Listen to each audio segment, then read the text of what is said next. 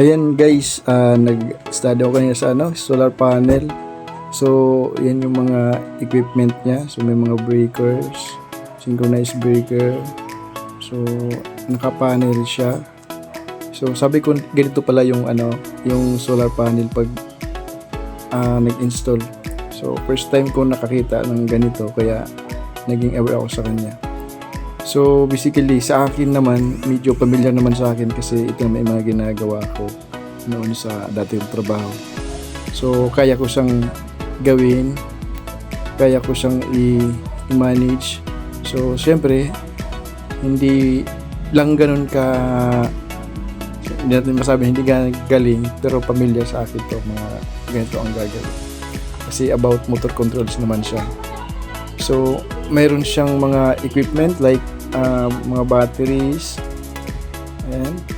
So hindi ko lang ganun ka kung anong names niya.